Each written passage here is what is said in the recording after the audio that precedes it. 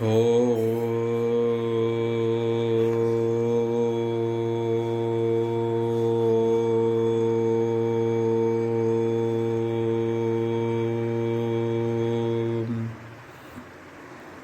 नमो भगवते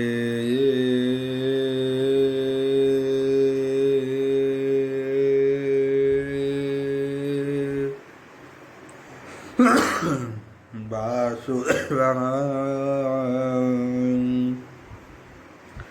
ॐ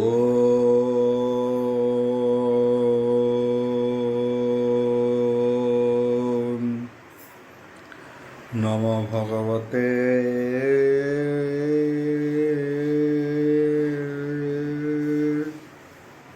वासुदेवाय।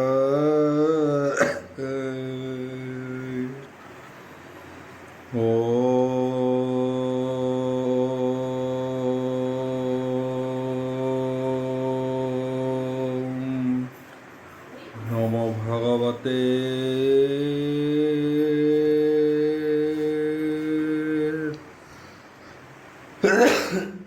वासुदेवाय। यथा मंगलाचरण भागीसा यस्य वदने लखेषु च वक्ष्यसि जसते हृदय वसति तमनुष्यं भजे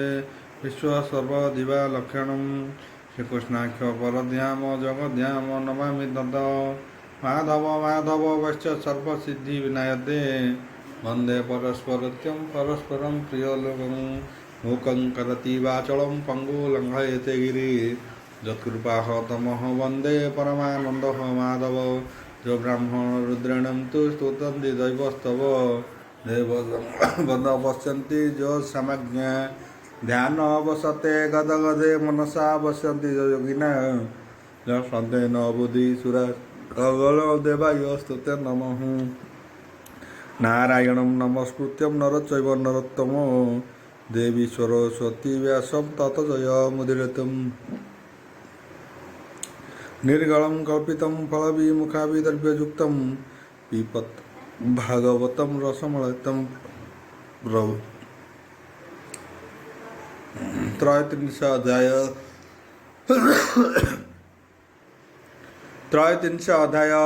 दशम स्कंद त्रयत्रिंश अध्याय बोल प्रणंदवार हरि बोल।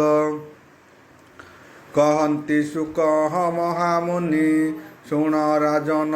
चूड़ामणि एबे आउ एमन्ते बने हे गोप नारी कांदन्ति कृष्ण नाम धरी जीवन कृष्ण पादे देई शिरे आकाश नदी सई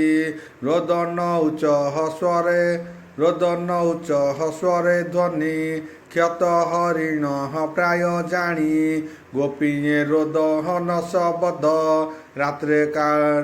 कालंदी स्वर नाद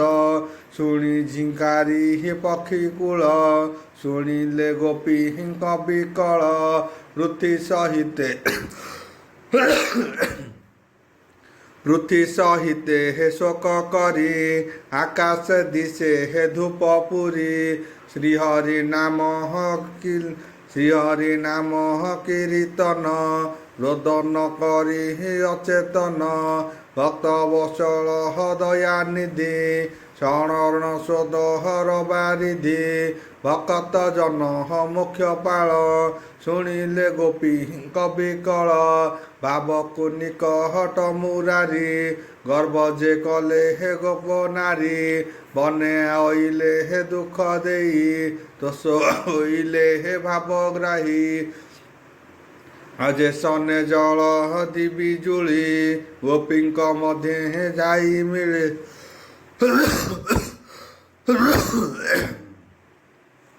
आशील शरीर पीतवास मुख पंकजे हे मंद भाष्य कंठे लंबई वनमाल सुंदर मदहन गोपाल भुज विस्तारी नर हरि डाकंती आसह गोप नारी गोपी चाहिले हे ताहा शुणी मध्य विजय चक्रपाणी जीवन पाइले सकले गोपी उठिले हे एका बेले पतंग नहल को चाही ଯେହ୍ନେ ପଡ଼ନ୍ତି ବେଗେ ଧାଇଁ ବହନ ବେଢ଼ିଲେ ମୁରାରୀ ଧନ୍ୟ ଜୀବନ ବ୍ରଜ ନାରୀ ପରମ ଆମି ପୁରୁଷକୁ ପାଇଣ ଦମ୍ଭ କଲେ ବିକୁ ଆଉ ଅଙ୍ଗୁଳି ଛନ୍ଦନ୍ତି କେ କରେ ଚରଣ ବିଡ଼ହନ୍ତି ନିର୍ଭରେ କେ ବାହୁ ମୂଳେ କୋଳ କଲା କେ ପାଦେ ଅଙ୍ଗୁଳି ଧରିଲା କେ ପିଠି କୋଳ କରି ରହି କେ ଜାନୁ ଧଇଲା କଯାଇ କେ ମୁଖେ ମୁଖ ବରି ଚାହିଁ କେ ହସ୍ତେ ପ୍ରାୟ ହୋଇ ରହି କେ ଗୋପୀ ନୟନ ଆକସି କଟାକ୍ଷ ଭାବେ ଦର ହାସି ବଢ଼ି ଧରିଲେ ହେ ନାରାୟଣ ବିଚିତ୍ର ଭଙ୍ଗୀ ମା କରିଣ ପଣତେ ବାନ୍ଧି ବନମାଳି ଆନନ୍ଦେ ଦେଲେ ହେ ହୁଳହୁଳି କେ କୁଚ ପରେ ହେ ଆଲିଙ୍ଗନ କେ ମୁଖେ ଦିଅନ୍ତି ଚୁମ୍ବନ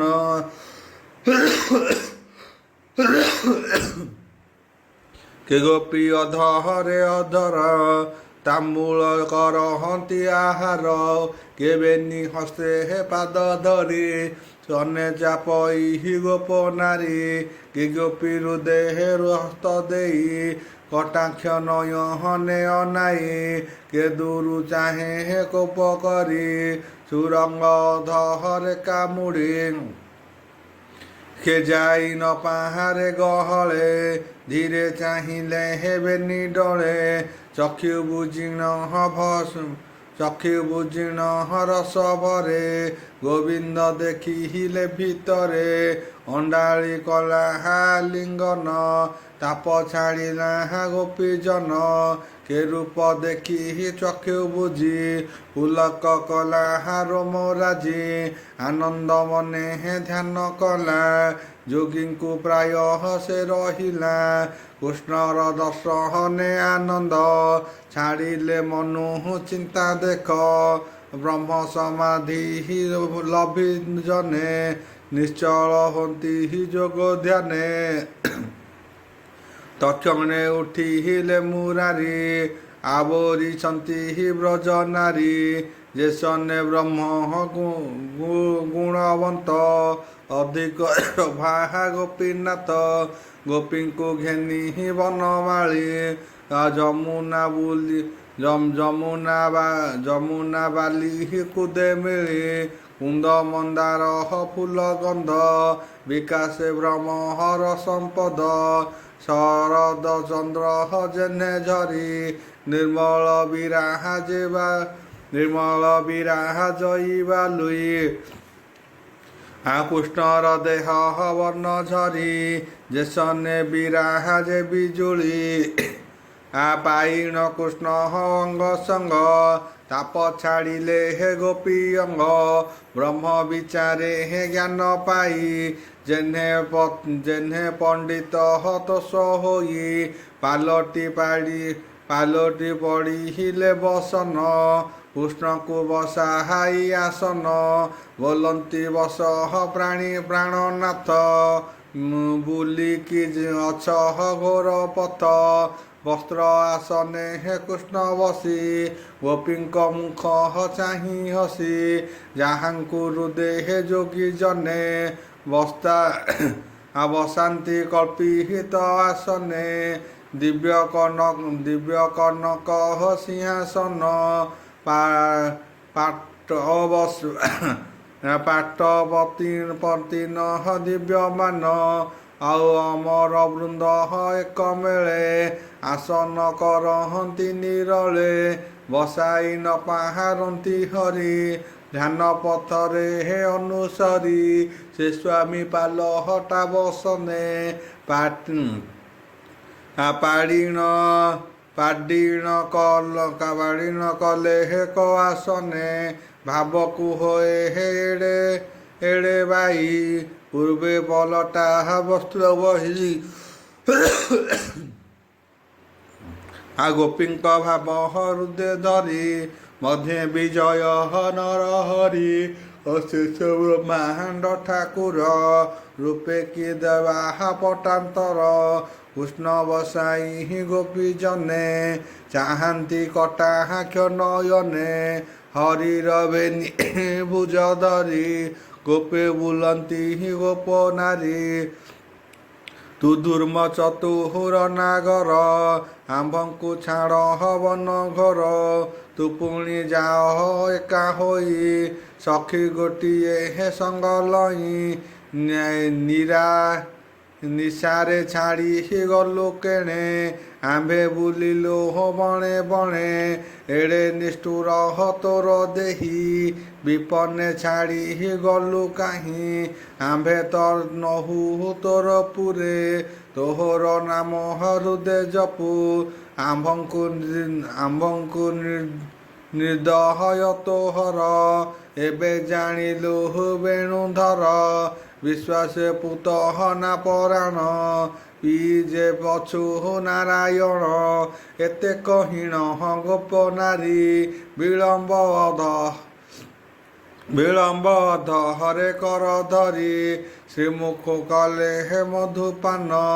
ଆକଷି ଦେଲେ ହେ କି ଚୁମ୍ବନ ଧନ୍ୟ ଜୀବନ ଗୋପବଧୂ ଭାବେ ପାଇଲ ସୁଖ ସିନ୍ଧୁ ଆଉ ସମସ୍ତେ ବେଢ଼ି ହେଣ ବସିଲେ ବିଚ୍ଛେଦ କଥା ପଚାରିଲେ ଆଉ ବୋଲନ୍ତି ଶୁଣ ପ୍ରାଣନାଥ ଆମ୍ଭେ ଦେଖିଲୁ ବିପରୀତ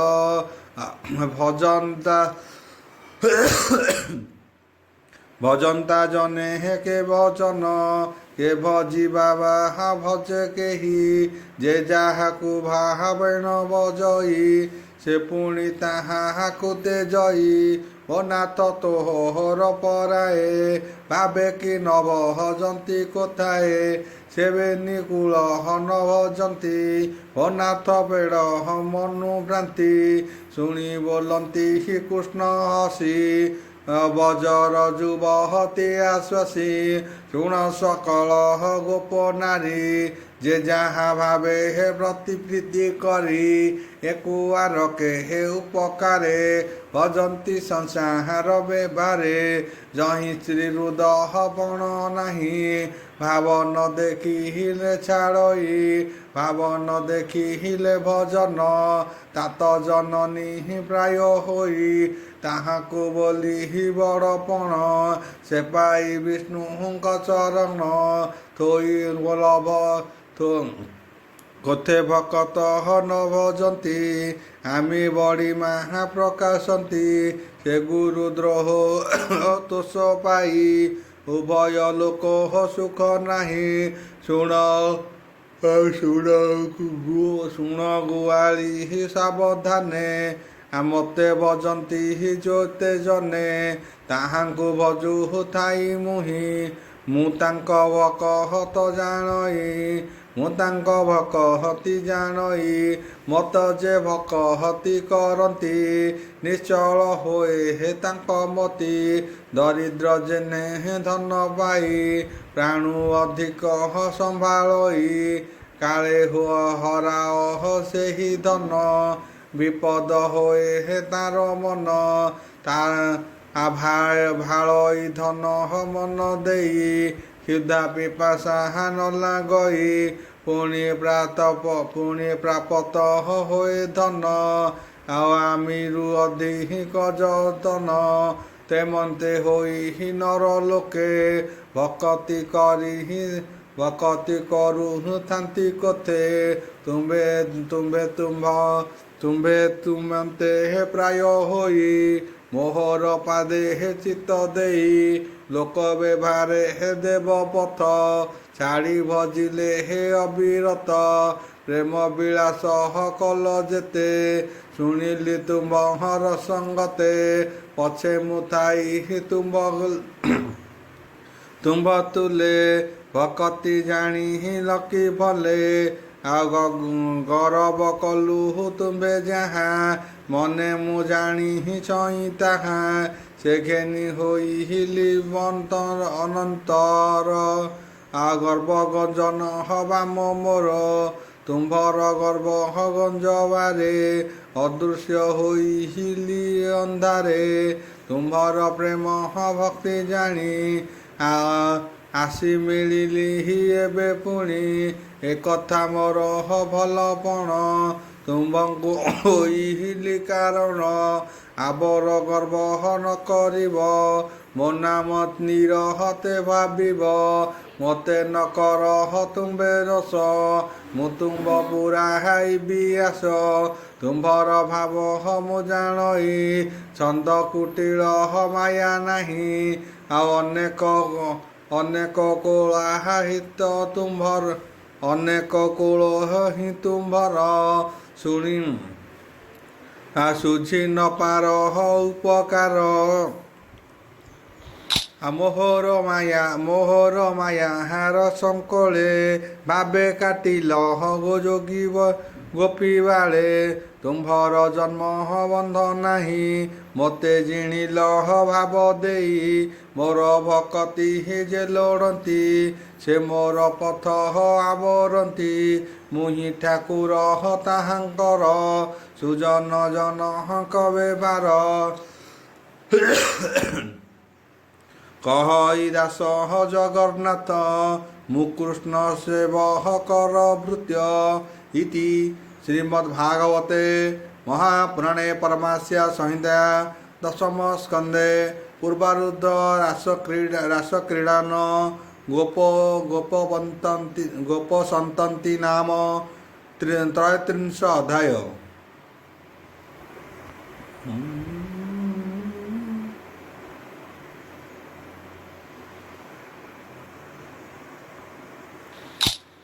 ଚତୁର୍ତ୍ରିଂଶ ଅଧ୍ୟାୟ ଦଶମ ସ୍କନ୍ଧ ଚତୁର୍ତ୍ରିଂଶ ଅଧ୍ୟାୟ। ବୋଲ ପ୍ରେମାନନ୍ଦବାର ହରି ବୋଲ। ଆଉ କହନ୍ତି ବ୍ୟାସଙ୍କ ତନୁଜ ଶୁଣ ପରୀକ୍ଷ ମହାରାଜ। ସୁକ ଉବାଚ ବୋଲ ପ୍ରେମାନନ୍ଦବାର ହରି ବୋଲ। ଗୋପୀ କୃଷ୍ଣ ବୋଲ ଶୁଣି ଚିନ୍ତା ଛାଡ଼ିଲେ ହେ ମନେ ଗୁଣି। ସେ ବାଲି କୁଦେ ହେ ଋଷିକେଶ ଆରମ୍ଭ କଲେ ହେ କେଳି ରସ। ରାସ ଉତ୍ସବେ ହେ ବ୍ରଜ ନାରୀ ଏକରେ କର ହାରେ ଧରି। ଅନନ୍ତ ମାୟା ଯୋଗ କରି 16 ସହସ୍ର ରୂପ ଧରି। ଗୋପୀକେ ଗୋବିନ୍ଦ ଗୋଟିଏ ସ୍ୱର୍ଗେ ଦେଖନ୍ତି ଦେବତାଏ। କେ କଣ୍ଠ ତଟେ ହେ ଭିଡ଼େ ତୋଷ ଚୁମ୍ବନ ଦିଅନ୍ତି ହରସ। ଓಂ ଭୂର୍ଭୁବସ୍ୟ ତସ୍ୟ ବିତୃବରେଣ୍ୟଂ ଭର୍ଗଦେବସ୍ୟ ଧୀମହି ଧିୟୋ ୟୋ ନଃ ପ୍ରଚୋଦୟାତ୍। ଶାନ୍ତି ଶାନ୍ତି ପୃଥିବୀ ଶାନ୍ତି ସବୁ ଶାନ୍ତି।